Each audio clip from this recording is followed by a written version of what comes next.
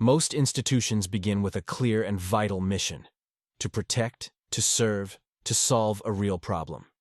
They are often born out of necessity, a crisis, a failure, a gap that urgently needed to be filled. So, when people notice an institution no longer seems to do what it was created for, the assumption is simple: someone must have corrupted it. But that explanation is far too easy. Drift doesn't require bad guys. It only requires time.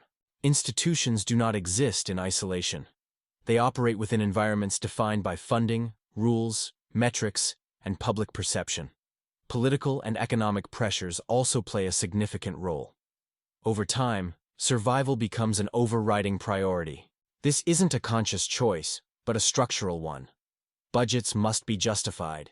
Influence must be protected. Relevance must be maintained at all costs. Slowly, the mission shifts from "why do we exist?"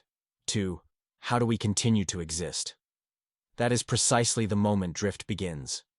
The pattern: this happens everywhere. You can observe this pattern across history and throughout every sector. Organizations created to regulate markets eventually start protecting those very markets. Institutions built to serve the public often begin serving only their own complex processes. Systems designed to reduce risk can end up primarily avoiding accountability. No one announces this shift. There is no official meeting where core values are explicitly abandoned. Drift happens through a series of small, rational decisions, each one defensible on its own terms, until the original purpose becomes secondary and eventually merely symbolic. Once drift begins, powerful feedback loops reinforce and accelerate it. Success becomes measured by growth, not by genuine impact. Compliance becomes a safer bet than exercising good judgment. Innovation is often seen as a threat to existing stability. People who question the mission or current direction are frequently labeled disruptive. Those who protect the structure and process are rewarded. Over time, the institution selects for loyalty to its internal processes rather than a commitment to its original purpose. Reform then becomes incredibly difficult because the system itself no longer knows how to behave. This is why people often feel unheard by the very systems meant to represent or support them. Institutions fail over time. They fail by slowly transforming into something else entirely. Understanding drift doesn't mean rejecting institutions altogether. It means recognizing their inherent limitations.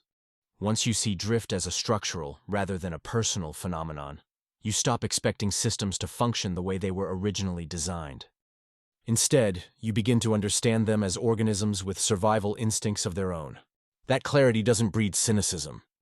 It breeds realism. Institutions are powerful tools. They can protect, stabilize, and coordinate complex endeavors. But they cannot remain regulated with their original purpose without constant, deliberate correction. Purpose doesn't disappear overnight. It fades when sheer survival becomes the ultimate goal. Once you understand that, the world feels less confusing, and your expectations become sharper, realistic, and more stable.